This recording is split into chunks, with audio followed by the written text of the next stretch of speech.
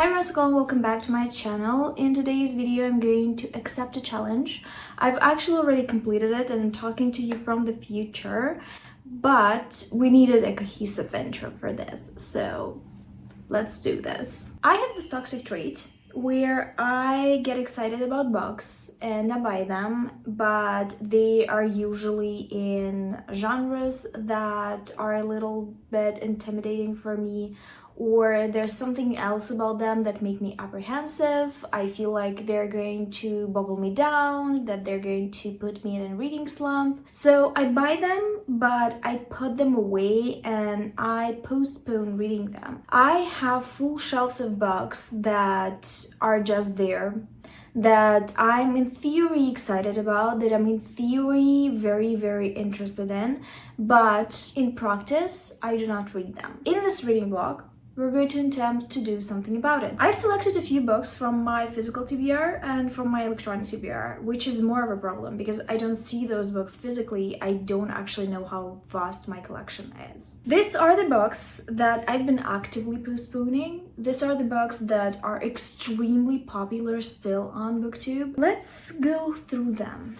The first book that I've been postponing for ages, and when I say ages, I mean ages, is The Ninth House by 𝕊𝕆ℙ𝕀𝔸𝕃. This book sounded rad when I bought it. I knew that it's about a magical society in college, but I knew nothing else. I bought it because it was hyped, because the cover was cool, and because I read 𝕊𝕆ℙ𝕀𝔸𝕃 before and I liked her writing style. This book has been on my shelves for a long while. I feel like at least 5 years. The second book, and the book that I'm worried about the most, is The Atlas 6 by 𝕊𝕆ℙ𝕀𝔸𝕃. I think what intimidated me for years is the sheer size of it. It's about 600 pages, which is a lot. It's a lot. It's a lot even for a fantasy, in my opinion. I have this thing, if I buy a physical copy, I have to read it. I do not listen to the book that I have a physical copy of because it feels like a waste of money. So I gotta read it physically. The last book that I'm gonna be reading in this video is from my ebook collection. It's Vespertine by Margaret Rogerson, and I don't even know why I've been postponing it for such a long time, because it sounded very exciting when I bought it and I still hear people talking about it occasionally and not one bad review. So why was I waiting for this long? I just cannot tell you. It was sold to me as this fun, adventurous fantasy about an unlikely friendship between a regular girl and a demon. And that sounded fantastic. I don't know what I was waiting for. So in this video, I will attempt to read 3 of these books and you will see how the cards lay on the table in the next clip. I was almost out of my apartment because I wanted to go for a hike, but then I remembered that I needed to update you about the book that I'm reading right now, which is Ninth House by 𝕊𝕆ℙ𝕀𝔸𝕃. Are you surprised? You shouldn't be, because that's the novel that I feel like is the most approachable out of the 3 that I picked for myself for this reading vlog. I'm enjoying it. I think it's very intriguing. It has enough suspense to sustain me, though I don't understand all the references, so I have to Google places. I'm not familiar with Yale University and the whereabouts of the buildings, and this map, though pretty, doesn't help much because I'm really bad with maps and directions in general. So I'm Googling stuff that she's reading to get the context. It's a little annoying, but I can't gripe about the fact that I don't know enough to understand the book. It's my problem. I am enjoying Alex as a character so far. I'm enjoying the way 𝕊𝕆ℙ𝕀𝕀𝕃 has written this book. I love the technique of getting the consequences first and then going back into the past to see what led to them. That's what we're getting in this book. Alex is a former bad girl, as far as I understand, that got a chance to go to Yale, but not as a regular freshman student as a special member of the secret society. The extent of their magic is not understood by me fully yet. I got a scene from the surgery theater where they cut a man up to make predictions about the financial world, which is kind of intriguing. Very interesting world building. And I know that they can see ghosts when they consume certain potions, but Alex is special because she can see ghosts just by being herself and not doing anything. It's her special talent. She can also see them in color, and they all see the ghosts in gray. That's why the ghosts are called gray. I also know that someone died on campus, and that is the story I think we're going to delve into. I love that kind of thing. It's very dark academia with fantasy elements. Reminds me a little bit of the Lev Grossman's The Magicians, though I have not read the book. I've only seen the TV show. And I'm into that. I'm into magical university settings, and I have not gotten a lot of them in my reading yet. If you know any, tell me about them in the comments down below, because I live for that kind of thing. Anyway, I'm taking the book with me. I might have lunch when I exhaust myself walking in the forest. There are a few really cute cafes there, and I will read a little more there probably. I'm an early riser today, which usually never happens on the weekends in particular, because I'm not one of those people that wake up at 5 and pretend that they feel great about it. I feel like those people are a little bit weird, and I really don't understand why would you do this to yourself. I'm an owl and I'm proud of it. Anyway, I had to wake up early today for a laser appointment because I'm now done with the full course on my legs and my armpits, but I still need to upkeep it like every 3 months, which is honestly great. I highly recommend if you want to do this. And I had no other choice because the lady that does it for me didn't have any other empty spots. So I woke up at 10 today, went to my appointment, and after came back and went back to reading. I was really in the mood. I'm now on chapter 6, I want to say. It's like 100 and something pages into the story, and things finally make sense. They finally make sense. I was very confused for quite some time with this book because it was keeping things away from me. I knew that 𝕊𝕊𝕙𝕃 disappeared. I didn't know what it means. I still kind of don't know what it means because it's still a secret and Alex herself doesn't know what it means, so I guess we'll figure it out later.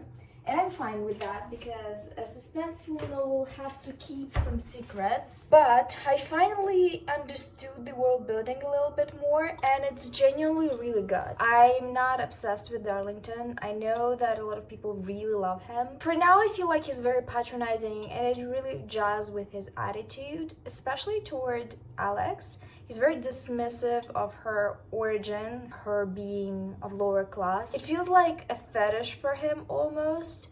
He's thinking about it constantly in his point of view, and I'm not okay with that. It really feels a little icky to me. I gotta say that it's easy to read for Alex, but Alex is also a stereotypical character of sorts. She's the classic underdog in the dark academia type novels, though I gotta say that she's not very driven, which separates her from a lot of dark academia protagonists because they're usually driven but they come from lower means, so they don't have opportunities, and this specific opportunity that usually befalls on them in the novels is their golden ticket of sorts. this also is her golden ticket. She fully realizes that without her talent, she wouldn't be able to be at Yale. At the same time, though she's trying academically, she's really not good. So that is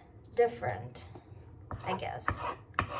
Otherwise, it's pretty typical so far, though as I said, I really love the world building. It turned out to be so good, really my jam. It's somewhat political, interestingly enough, fantasy-esque political. There are 8 secret societies on campus. 5 of them are major houses, 3 of them are minor houses. Major houses and minor houses don't have the same influence. And the major houses are major because they're landed houses. They're landlocked, bound to the land in Yale. They have their tombstones, and essentially they're just cooler. There's an interesting house that I want to know more about. It's a minor house that lost their claim on the land, and it doesn't seem like it has active members. It doesn't seem like it participates much. It doesn't seem like it has any standing, but it's still listed as one of the houses. And I also love that the houses are known for different magical rituals and powers. In general, the houses use magic for their own good. It's not for the good of society. That's why they have to be monitored by the Leth house, or I personally just call them guards because it's easier. Where are my tomatoes? My tomatoes. I'm going to add some tomatoes and greenery to my eggs. That's how I like them.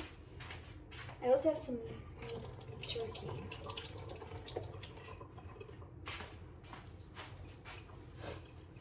So they're really not invested in helping outer society. They're more about their own interests. So the Leth house has to make sure that they are not endangering humans with their rituals and endangering themselves by attracting ghosts from the other world. It's very interesting stuff. I'm genuinely really invested in the lore, in the world building. I am seeing some things that I might like about Darlington in the future. In the last chapter, he and Alex fucked up, or I guess Alex fucked up, and they were swarmed with ghosts during a ritual. And when criticized by the secret society for putting them in danger, Darlington gaslit and girl bossed the hell out of them, so they won't bother Alex because she's a newbie. A lot of people are so rude to her. I feel like that's really unfair. She's new, she doesn't understand magic very well, she's not really good at it yet. And it actually is mirrored because there are 2 point of views, hers and Darlington's, and one is set before Darlington disappeared, from the point of view of Darlington, and one is after, from the point of view of Alex. And even after he disappeared, she feels very inadequate, obviously because she did not complete her training fully, and she has to be as responsible as him, as someone who's super professional and has been in this, has lived in this world for a few years now. I actually went to the post office after my laser appointment because I got the second book. It's here in my hands, hellbent. I don't know why there's a rabbit here. I know why there's a snake on the first one, because Alex has this tattoo of a snake sleeve. But why rabbit? I'm scared. I feel like we're going to go after rabbits now. Not that it's better when they go after vulnerable people and cut them up to see future. My eggs are turning so well. I also have some teriyaki turkey in my fridge, some leftovers from a different meal. And I think I have aubergines that I made Chinese style that are going to eat as well. Oh, I also have beans. I have so many leftovers. I'm so bad at finishing them. I feel like I'm giving you way too many unnecessary updates, and people prefer for vlogs to be a little bit more compact and to the point, but that's just not my style, and I feel like this book has a lot to chew on, so I'm doing more frequent updates instead. I'm currently at the end of chapter 10, which is about 200 pages and almost the middle of the book. And I have to say that I've gotten really into it since chapter 9. It's really dynamic. Also, it's clear that Alex was in love with Darlington, and I think that is why people really loved Darlington as a character, because he's a romantic interest. I'm so on him, as I've said before, because sometimes he has these moments of brilliance, but sometimes he's just such a snob. I also really want to discuss a scene in this book, because Alex was sexually assaulted by a ghost in the past. It may sound like a joke, like something adjacent to those silly erotica novels that are prevalent on Amazon. Basically those fetish-based short stories. But it's a pretty serious, really traumatic scene that is paramount to Alex as a character, because it illustrates a severe boundary cross, and it gives us a perception of Alex's character and why she is the way she is. 𝕊𝕆𝕀𝕀𝕇 had to do something drastic for it to be understood and believable that Alex is scared of her talents, is scared of this ghost, because not only she's seeing them everywhere, even in the privacy of her own home, not only they are scary looking, brutally mutilated, weird, but also they can touch her sometimes. She doesn't know when, she doesn't know where, so she's always in danger of them breaking her boundaries. She's always unsafe. She has to always be conscious and cautious. It's endlessly traumatic for her, which shows why she would go to such length to find things that would help her not see them, so they won't attach to her. It also gives us a perspective on 𝕊𝕊 and the secret societies, on their governance, that not only are self-indulgent and self-serving, they're also extremely cruel, and they have not helped Alex when she needed help as a teen, trying to make sense of it. It's a heartbreaking situation. It's a way to develop Alex's character, though we usually don't like that because it's prevalent in stories of female characters. But in this case, it's not trauma porn, so I have to give it a reluctant pass. And now, when we're getting more into the magics, when Alex has to fend for herself again because Darlington disappeared, she's re-traumatized. The ghosts are starting to show again that they are capable of getting into her personal space. This book is getting really intense. It's not unapproachable though. I thought that it's going to be pretty dense and it's going to take a lot of my reading time and I will have to be laser focused on it, but I actually think it's very approachable. So, on this note, I'm going to go back to my lunch, which is waffles today, with some blueberries and Greek yogurt.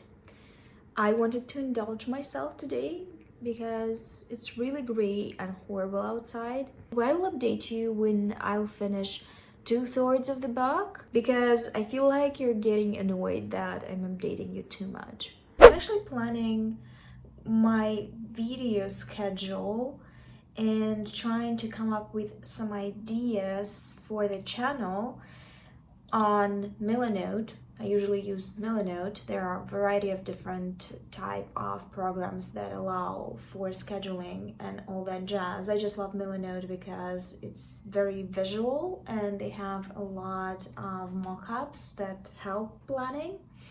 But the problem is I don't read much these days. I've read like 7 books in 2025, which is hilarious because it's almost June, which is half of the year. I'm not sure I'm going to do a mid-year check-in this year because it's been abysmal. And I think what majorly contributed to my reading slump is reading books out of obligation, reading books for the book club, not choosing good books for the book club, specifically choosing a lot of fantasy that I struggle with right now. I want to do a get to know my taste tag by Thoughts on Tomes, which is a great tag for new people that are coming to my channel and trying to figure out if we're going to have similar tastes. I also need to finish reading for this vlog, the Hide Books I've Been Dreading vlog, but I'm not a very fast reader these days, so it's kind of in the air. And I want to read some queer historical romances for a reading vlog. I think this one is going to be speedier because I read romances much faster, plus it's my favorite subgenre, we know that. I need to read more generally. I even downloaded a tracker to my phone. Maybe it's seasonal. I hope it's seasonal because it's summer. It's a great temp outside right now for like some active hobbies. Anyway, we're not here for that. We're here for some reading updates and I'm aware of it. So I am 2/3 into the story. Here we go. Here's the proof. I'm on page 300 and I'm really enjoying it. Though I have to say that this reminds me so much of The Magicians by Liv Grossman. I have not read the book, I've seen the show, and the vibe is so similar. It's magical college but for adults. A lot of violence, a lot of adult issues that are solved by magic or made happen by magic. I'm enjoying it, but I have to warn people that this deals very heavily with sexual assault, actually. Besides Alex being sexually assaulted by the ghost in the past, I know it still sounds a little wackadoodle. Besides that, we have 2 more scenes of sexual assault. Both are bad. One is toward Alex's roommate, who is assaulted by a group of men that are part of a sorority house. Too real, I know. She is spiked and she is filmed and there are blackmailing her. And Alex is the one that is trying to mitigate further harm by taking this video out of this man's hands. And that is where that scene that a lot of people warn about comes into the book.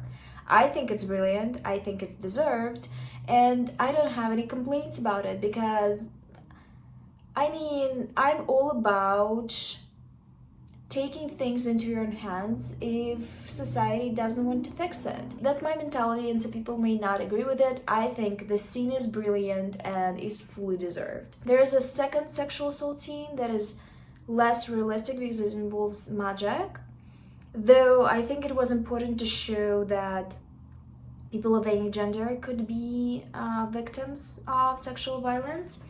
In that case, it was Darlington that was magically induced to become a sex pest and to assault someone or to attempt to assault someone. So it was an addition to the conversation, I guess. Also, the scenes all make sense because they do contribute to the plot of the book, and at the same time they are all a part of a larger conversation, so I understand why they are there.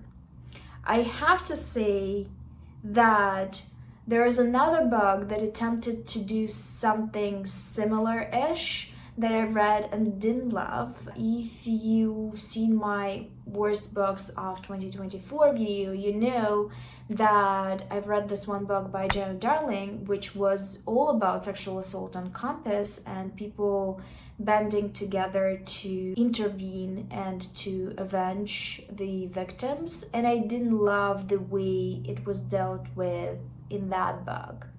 I think this book has a more realistic approach to it, surprisingly, because it is a fantasy. We're delving deeper into the investigation and into the magical world building, which is my favorite part of the story, but also the book just dropped some lore on Darlington, and even though I am tired of the same old I'm a rich guy that wasn't loved by his parents type of storyline, I still have to admit that I felt for him. I especially connected to Darlington in his desire to find something outside of life and death. His craving to find something magical, something that means more than the mundane human life. That is something that I crave and want, something that I'm looking for in fantasy stories, because even though I'm far from having a magical mindset, I'm a very rational, very practical person, I still want to believe that there is something out there, something more than we have. Though if we really think about it,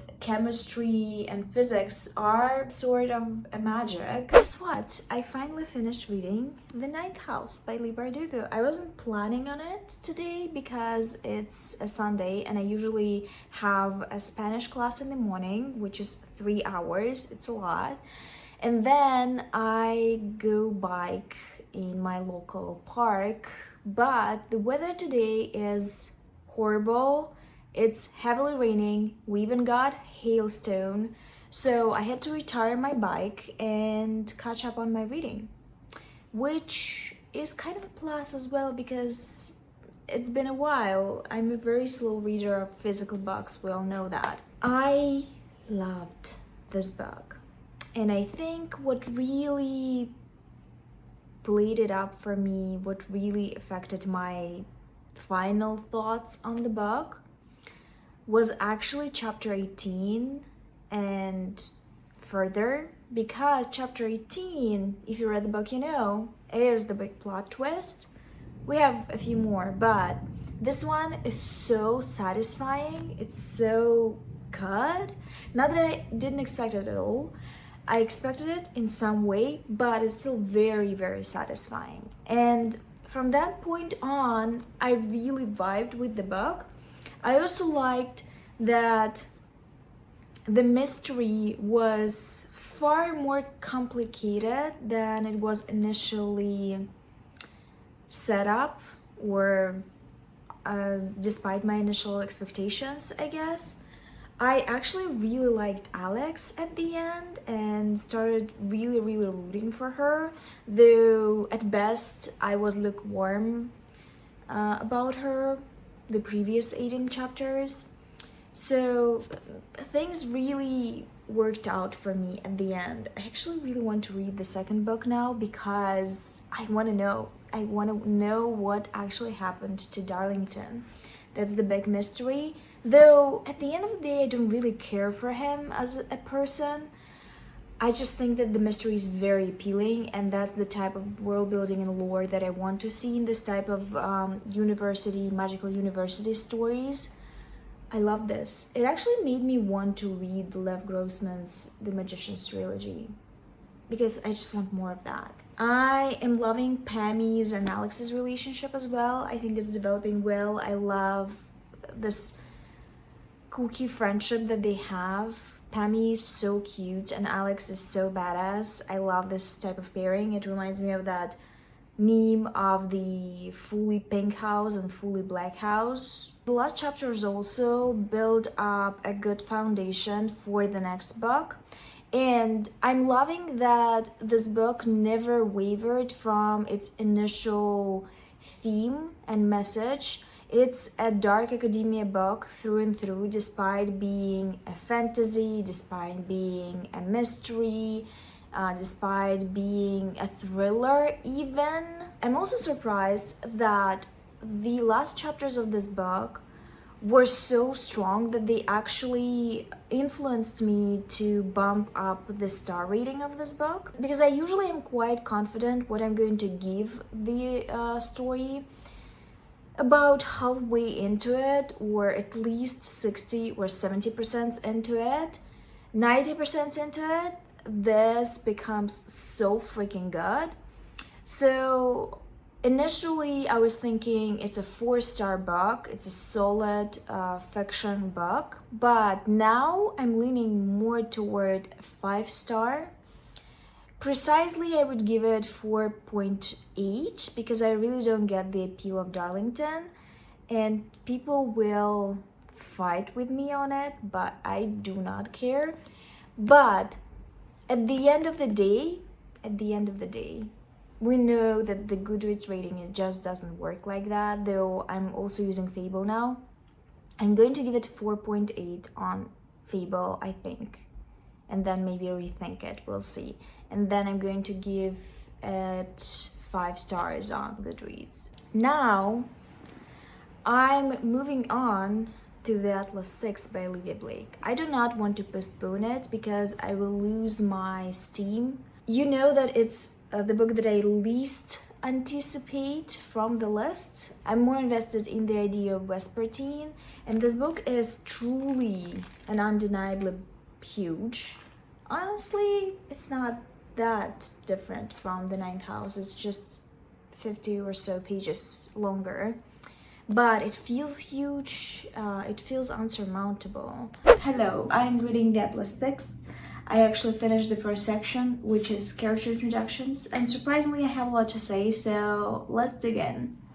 You can definitely tell this was self-published, first of all. It has a lot of self-pub, fanfiction, sphere, cliches, which are not always annoying, but they kind of are annoying in this case because they are the cheesy kind, so I am judging a little bit, specifically because my copy is the traditionally published version, because the book was self-pubbed before, then Macmillan picked it up, they traditionally published it, and I hoped it's gonna be a little bit more chewable, better, you know, edited better.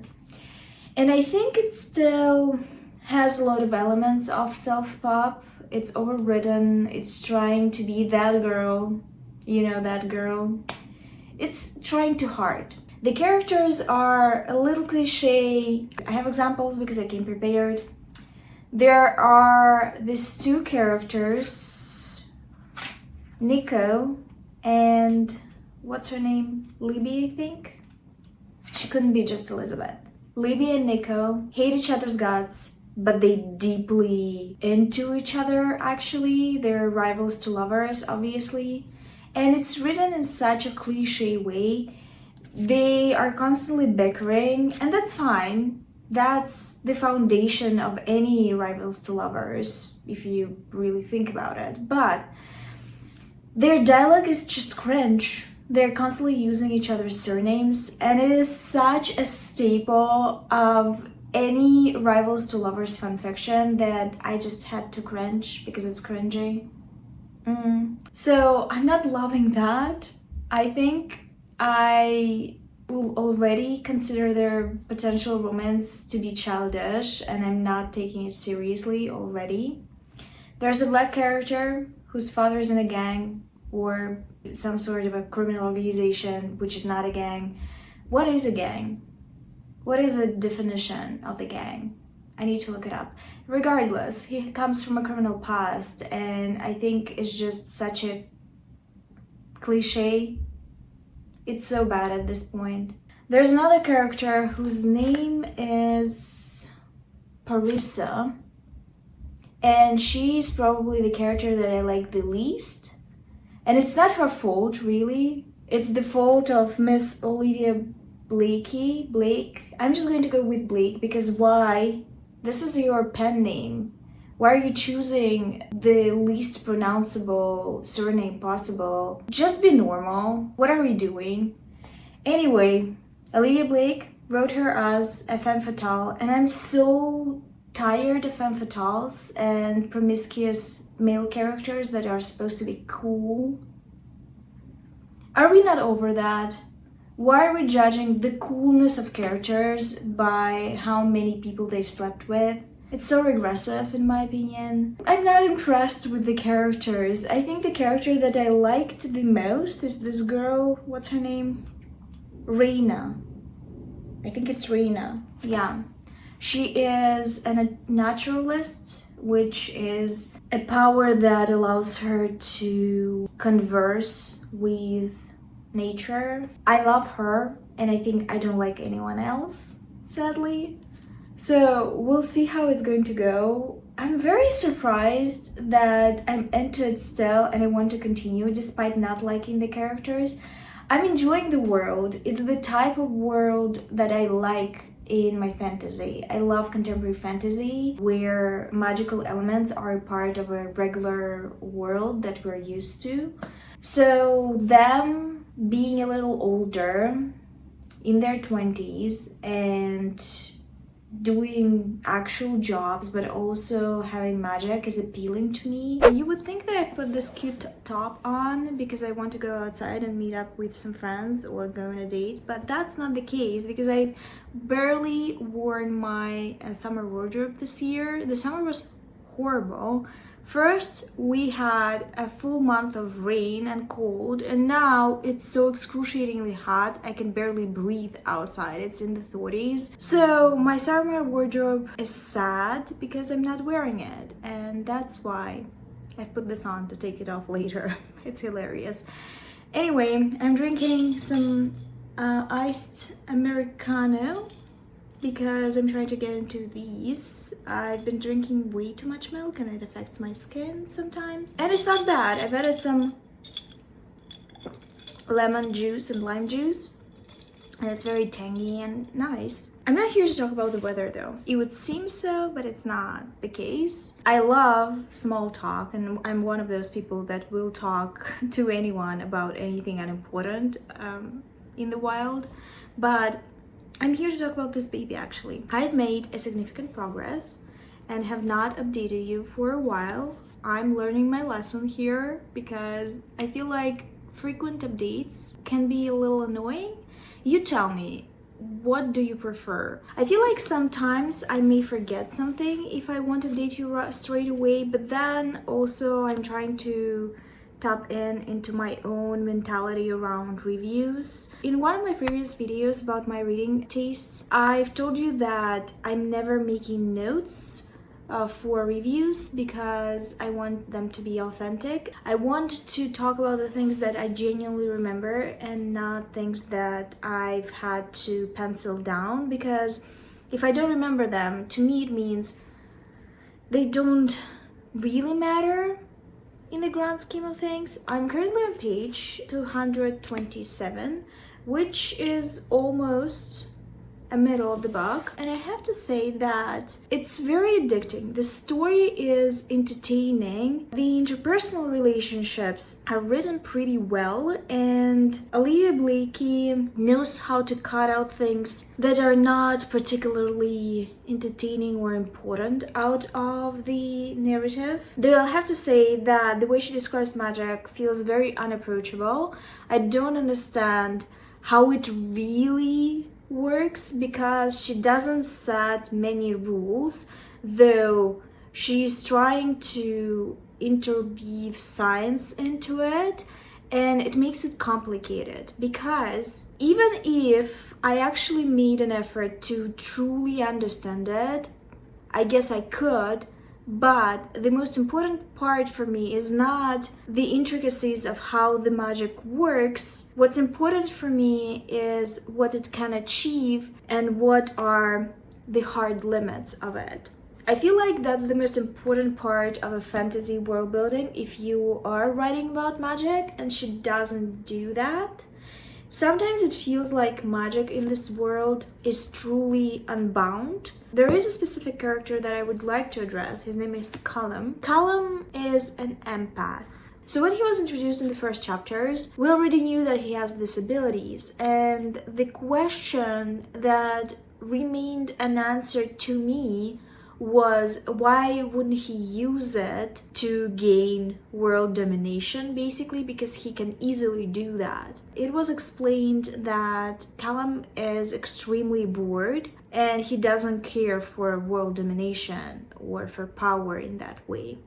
And I just don't believe that. It just makes zero sense to me that he wouldn't, especially with how manipulative he is throughout the rest of the book. He should have had some limitation to his powers. And because he doesn't have those limitations, I do not understand what's stopping him. So that's one example, and it's the most baffling to me. There are no rules for magic still, for other characters, for the world. We really don't know what's the kryptonite. What they're trying to achieve now is to conquer time.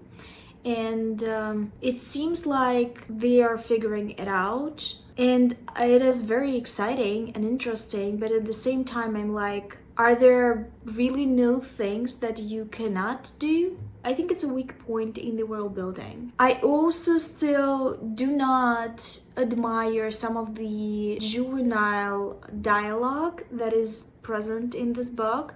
It's very fanfiction-y, it's my first book and I'm trying too hard kind of dialogue. I have an example that I encountered recently. It is a conversation between two characters, 𝕊𝕆ℎ𝕀𝔸𝕃 and 𝕊𝕊𝕃. 𝕊𝕊𝕃 is my favorite character, though she doesn't make much of an impact in the book, and it saddens me. 𝕊𝕆ℎ𝕀𝕃 is a telepath, so a lot of the conversation is done through her reading 𝕊𝕃𝕋's mental state. 𝕊𝕆ℎ's magic didn't poop, it dissolved, weightless. She was right, 𝕊𝕃 saw nothing. Don't envy me, 𝕊𝕃, 𝕊𝕆ℎ advised softly, turning to say it in 𝕊𝕃's ear. Why would you? Fear me. Don't envy me, fear me? Why are we trying to be so edgy? People don't talk this way in reality, so it feels very try-hard. There's a lot of this kind of dialogue in the book, and another thing is it's terribly overwritten. I would put money on it having more adverbs than necessary, because on one page she uses too many. She also loves this trick of empathizing everything with a really. A self-perpetuating cycle, really, that knowledge begets knowledge just as power begets power, generationally, institutionally. You see what I'm talking about? Hilarious, really, on the same page. Hilarious, really, as if the so-called Alexandrian society had decided that now that they were all in on the joke, it was finally safe to show its hand. If I focus too much, I find too many of these cases. I feel like it should have been edited a little bit more. She is overusing words, and sometimes they don't even make sense. For example, what is gentle rage? Explain it to me. I'm not sure she would be able to explain it to me. Sometimes similes are flowery, but they make sense if you really sit down and think about it. But gentle rage means nothing to me. It is not a real feeling. Sometimes she writes for the sake of the flow, to be poetic, but it doesn't make sense because it doesn't have a foundation in a real action or a real feeling. It's very entertaining though, I'm gonna give it that, because I want to know what's gonna happen to the characters. Some of them are still keeping secrets, and it's the middle point almost. I'm interested why they are invested in being a part of this society, why they want the access to this knowledge, because it makes sense for some characters already and it doesn't make sense for others. I also love the scheming, the plotting that is taking place, and I gotta say that despite my critique of Callum in general, I find him so fascinating. I think his and Paris's unspoken standoff is very interesting. They are operating in a similar plane when it comes to their magical abilities, because one is a telepath and one is an empath, so they're sort of in the same category, and they are both the most capable of influencing people. So it's interesting to observe them trying to find allies. I understand why this book is popular. I still see flaws in it, but I want to continue reading. There are a few things that I want to talk about, but they are spoilers. So if you have not read this book and you care about spoilers, they're going to be big ones. The spoiler is already on the cover in the book. If you know how to look for clues, it says knowledge is carnage. And I already, from that, suspected that something murderous is going to take place. The plot twist wasn't as twisty and as surprising to me because of that. The rule about them 6 getting to try out for the society and 1 being excluded at the end means something murderous, because the Alexandrian society is very secretive. No one really knows about it except from some secret services. And it makes sense that if one person is eliminated, they have to do something drastic for this person to not keep a memory of it. I thought that perhaps, if we're not being dramatic about it, they are going to wipe this person's memory. But we actually do not know if they can wipe memories. I suppose they would be able to. Once again, that's the problem with not setting rules of what can and cannot be done with magic. So the fact that they have to choose one person to eliminate at the end was not a surprise.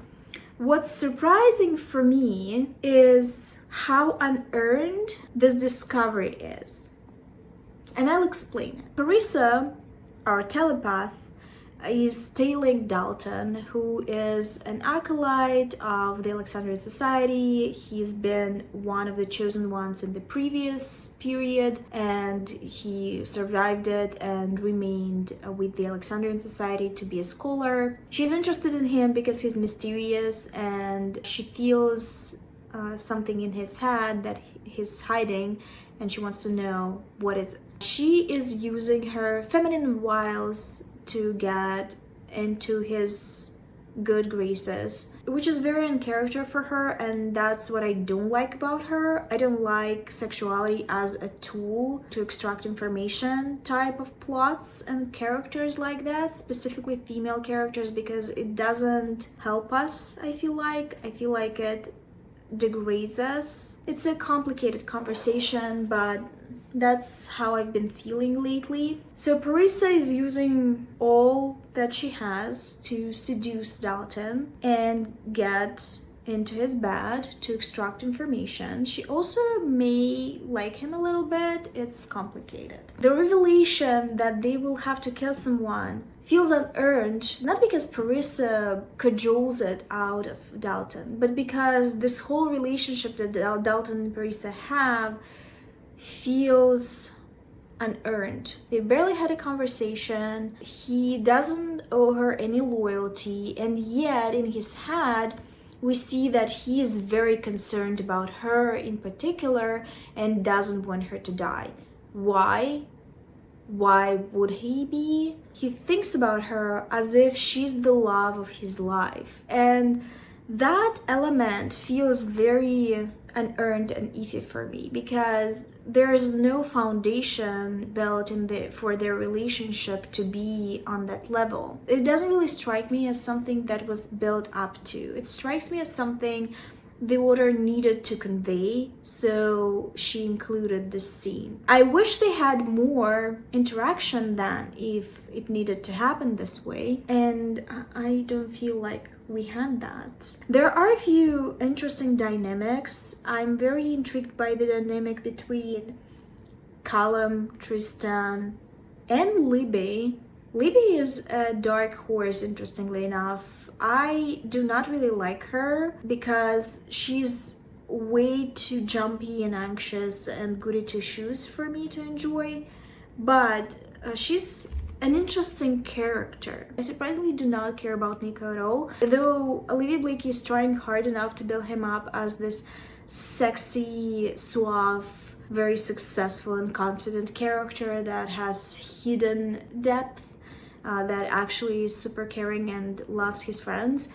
But I just don't care about him. I have a lot to read still, and my opinions may change, but I have to say that I'm surprisingly really enjoying it despite its flaws. So I don't know what it says about me, but I know what it says about the book. It says that Olivia Blakey tapped into something. Hello, it's been a while and a lot of things happened. I'm currently on a short vacation, enjoying the little bits of summer that we're getting. I effed up my little finger, I think, while biking. I gripped the wheel so hard that it was bound to happen, I guess. I need to go to the doctor today and check it out. I also went on a 2-day trip to change the scenery and enjoy a different city, a different vibe. Really loved it and managed to read a half of a new book for this video. I'm very proud of myself. So let's talk about it. Let's talk about Vespertine by Margaret Rogerson. Vespertine is surprisingly really good. It's what I wanted from fantasy for a while. It's the hero's journey, adventure fantasy type of book, and I really loved those when I was younger, and I still love them, but they are pretty rare in my opinion. I do not find them often, especially adventure fantasy that has to offer something in terms of plot and isn't fully built around being cozy. You can definitely hear the cars outside, but I'm not closing that window. It's really hot, so just enter it. What I enjoy about Vespertine is that there's not that much of a cozy element to it, but there's a lot of actual adventure and actual action-driven plot, and also there is a group dynamic despite it being a solitary adventure of sorts. I'll explain. The book was described to me as similar to the comic book movie Venom way back when it came out.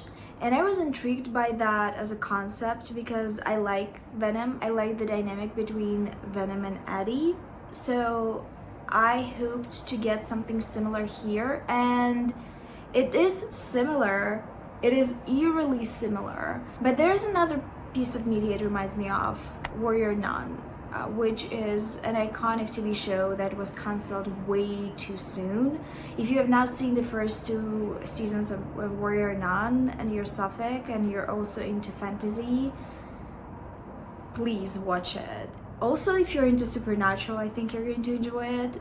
Like, just check it out. Just check it out. Even though it's cancelled, it's so worth it. It reminded me of a blend between these two things, and I greatly enjoy both, so I'm enjoying the book. The story follows a young woman named Anne. She is a nun, and she was sent to the monastery initially because she got possessed by a spirit. She's one of the people that is capable of being possessed by spirits, and it's not always a bad thing.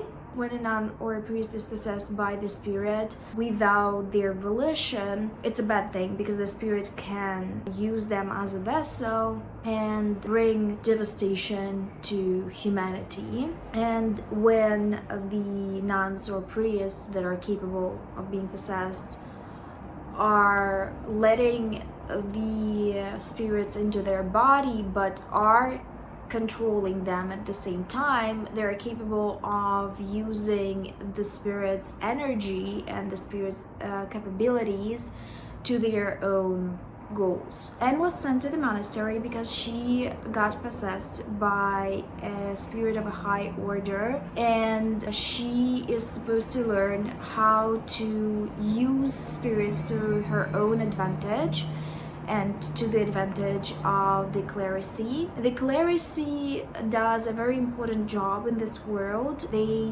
perform rituals on dead bodies so they won't become spirits in the future. There is a specific tryout that allows the clerisy to figure out if the nuns are gonna be useful, and Anne doesn't really want to be possessed or to use the spirits. She wants to remain in her monastery and to carry for the dead, which is an unusual desire because most want to rise in rank. She is very, very talented in that regard, and by means of an accident, the monastery is attacked by the undead. She gets tied to a relic, and this relic doesn't really possess her. It somehow just lives inside her and starts speaking to her, which is unheard of. It is discovered that she is possessed by the spirit, and the clerisy wants to imprison her, so she runs off. And she's trying to figure out who ordered the attack on her monastery, because it is unusual for the undead to be in such volume and to have an actual mission. The spirit inside her believes that someone is using dark magic to induce these spirits, and they're trying to figure out who the person is and what they can do about it. It is a fun journey. I'm very invested in the world building, but also I just love the duo. I love the spirit and Anne working together. They dislike each other so much and they're so distrustful of each other, so their developing friendship is very, very appealing. The spirit is so sassy. I'm obsessed with them. I also love their musings on humanity and how they just really hate nuns. They think nuns are boring and ugly and horrible, disgusting creatures, and I just love their dynamic. They're both are trying to get something out of it, but it's clear that as the time goes, they're genuinely trying to connect and they start caring for each other, which is a very, very appealing type of dynamic for me. I also love that it's not romantic in any way. There's no romance so far in the book, which is very refreshing. Though I love romance, but I love this kind of friendship as well, and they're truly developing this really strong bond with each other. I'm really, really enjoying it. I just think the concept is so fun, and the fact that it reminds me of so many things that I enjoy makes it a brilliant read for me personally. If you read this, I don't think it's that popular. Tell me if you enjoyed it or not, because to me, it's what I want from fantasy. It's exactly what I want from fantasy. It's what I hoped I'm going to get from cozy fantasy, but cozy fantasy is a whole different type of deal, and this is it. This is what I like. I think I'm going to read more from this order in the future if that's their style, because I'm really vibing with it. I finished Vespertine. Yes, I actually finished it as an audiobook because that's what I mostly do these days, because when I do physical activity I cannot read it at the same time. It would have been such a wonderful superpower. I would have loved that. But when I'm biking, I'm listening to audiobooks or podcasts. I force myself to listen to audiobooks. Podcasts are a little bit more vibey sometimes and exciting, but you know, sacrifices have to be made. Vespertine in general is such a great book, and I highly recommend to read it in October, November, because it's very full, dreary type of book. It's very atmospheric. What I really loved about it is that it gave me this nostalgic 2000s vibes while being a modern fantasy. It focused deeply on developing friendships and found family type relationships, which is something that a lot of the fantasy that I've read back in the day was known for, especially fantasy that is targeted to young teens and children. And this is, I believe, an adult fantasy. It read like an adult fantasy at least. So I'm glad that we have that as well, though you know that I really love romance. It's not that I would have hated it, but I enjoyed that the focus of this book was the relationship between the protagonist and the creature that possesses her. I think that the dialogue was full of humor. It made me emotional at times. They had such a good arc, the relationship I mean, because I genuinely deeply cared about it. And I feel like with age I'm becoming more and more cynical, and it's harder and harder for me to care for things. So I was pleasantly surprised because it really pulled at my heartstrings. I also love the lore in this book. I think it was very well developed for it being a standalone novel. I also liked that we've got a little bit of a plot twist, and it wasn't all predictable because at some point I kind of figure out what's going to happen. So I thought we're just going to get some action scenes, some friendship scenes, and the culmination. But there were quite a few plot twists, which I enjoyed because it made the book a little more exciting. I recommend it. I really liked it, and I think I'm going to read more Margaret Rogerson because I was very impressed with the quality of the writing and the developmental part of the story as well. I think it was very well edited too. Let's move on to the book of the hour, which is the 𝕊𝕊𝕋. I still need to finish this. I've read quite a bit of it since my last update. I'm on page 301. And it got a little horny, which I'm excited about because I love when books get a little horny, especially dark academia, dark, scary, atmospheric, gothic books, because I love weird, I love mess. This is getting very messy. And for the number of critiques that I've had for this book, I didn't know I'm gonna be this excited to see the outcome and the characters actually getting into the nitty-gritty and the problematic parts. Problematic is a bad word for it, but you know, the drama part of it, the meat and potatoes, the thing that we're here for. We know that only 5 are going to be accepted into this society, and it seems like the alliances are forming and becoming pretty strong, and I gotta give it to my girl. What's your name? What is your name? Miss Thing. Parisa. I gotta give it her.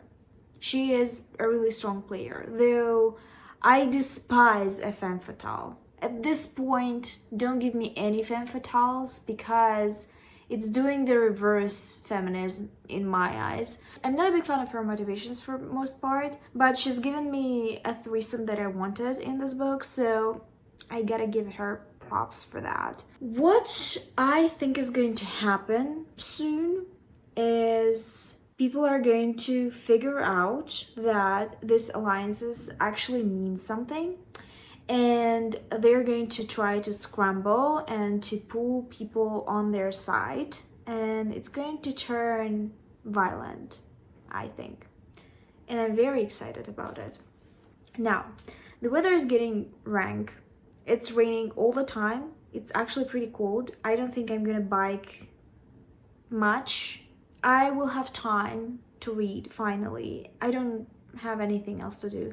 Well, that's a lie. That's a lie. That's a blatant lie. I'm watching too many things at the same time. Like, it's a real problem. I'm watching 𝕊𝕆ℙ𝕀𝔸𝕃, which is genius. It's this Thai BL about a guy who sees ghosts and is cursed to die before he turns 21 because of his karma, something his ancestors have done. He lives with this shaman in the woods that is hot and I think something is going to happen. It's very slow burn, it's cute. Anyway, I'm very scared of ghosts, though I don't believe in ghosts, so it's a nightmare to watch. I'm also watching this GL that is ruining my life because of one of the actresses. She is literally perfection. She is everything. It's something secret. I don't even know the name because that's not why I'm watching the show. I cannot contain myself when I watch it because I become a wild animal and I scream at the screen and just catcall her all the time because she is a goddess, a little goddess. Now we present to you the most beautiful flower of the Coco Bongo.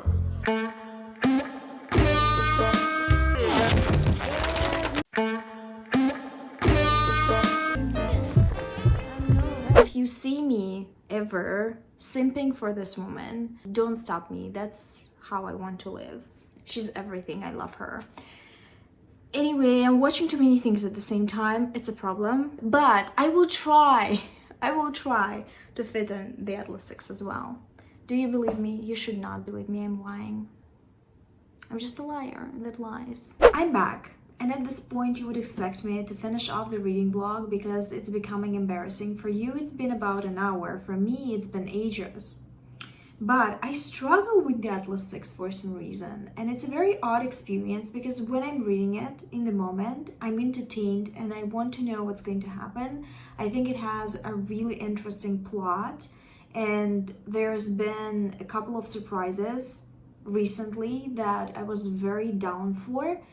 But when I put it down, I struggle to pick it up. I have to force myself to do it, and I dread reading it. It's not an experience that I'm looking forward to because of the writing. It's overwritten for no reason. I think she could take out about 100 of pages if she just would shorten herself a little bit, if she would just exercise a little bit of restraint. Olivia Blake is just the type of writer, in my opinion, that likes to hear the sound of her own voice too much. I just cannot read the same thing over and over again in different words. It's just a lot. She takes about 3 pages to explain that a group of people is seeing a dead body, when she could just say that there's a dead body in front of them and explain how it looks. It's just odd. I do not need to piece together that she is explaining to me that there is a dead body. I need to be told sometimes that there is a dead body. She is the definition of showing too much, I guess, and not telling enough, which is an odd critique because usually authors struggle with the inverse. I actually really love the recent plot twist. I think it makes the main event much more interesting, and we've been waiting for it for a while.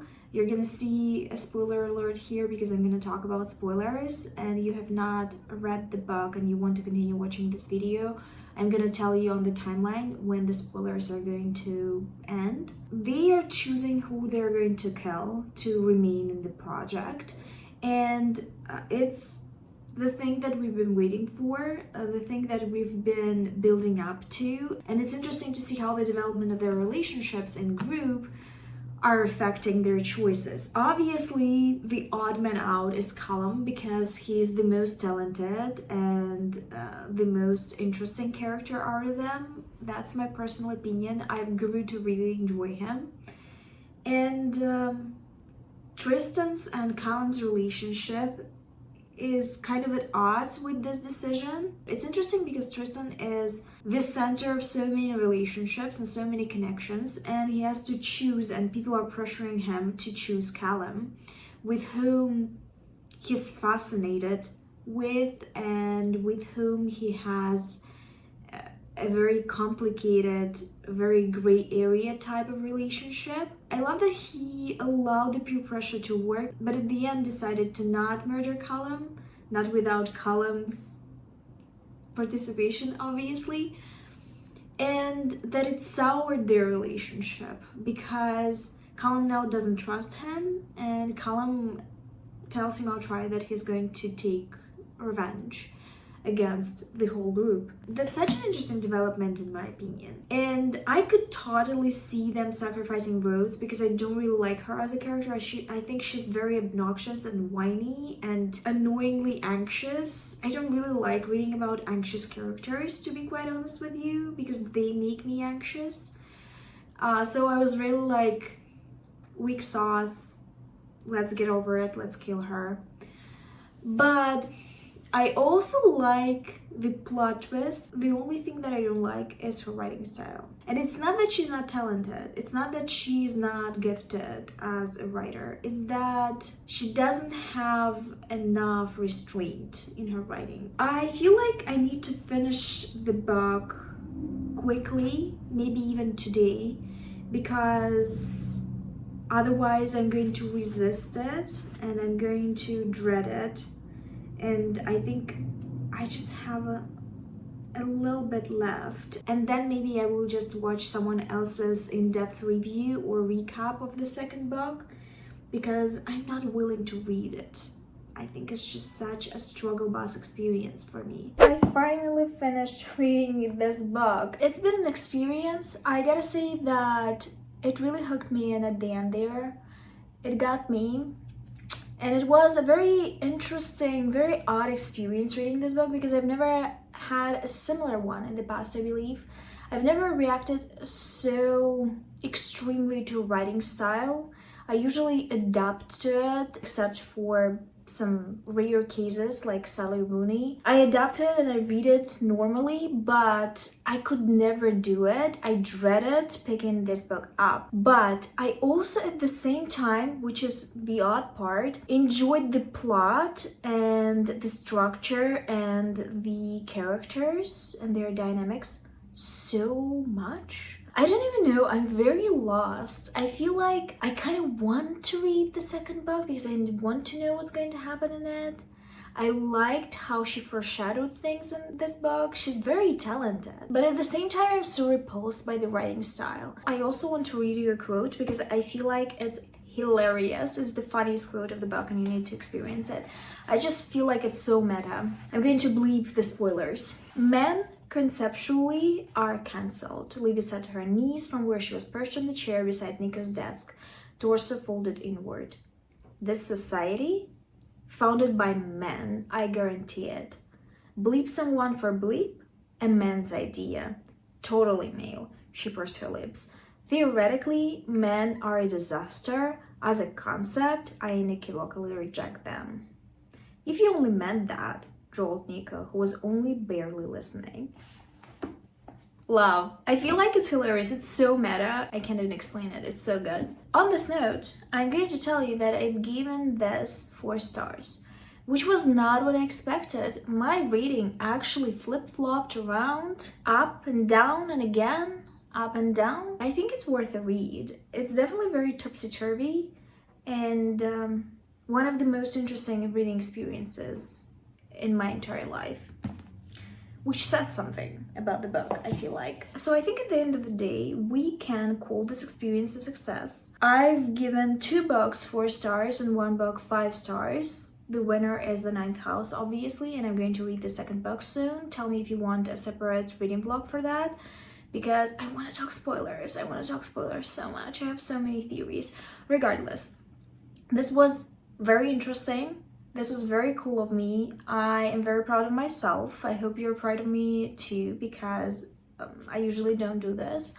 This reading vlog took about 6 months, which is a lot, I admit it. But it also made me knock out 3 books from my TBR that I've been postponing for such a long while. I thought I'm going to just sell them. Tell me if you read those books. Tell me what you thought about them in the comments down below. Also, tell me which hyped older booktube darlings you want me to read, because that might happen. I will not pressure myself to do this, but I think it was good for me at the end of the day. If you enjoyed watching this video, don't forget to like and subscribe to my channel. Leave an emoji of a heart in your favorite color in the comments for engagement. And on this note, I will see you soon with another video, but until then,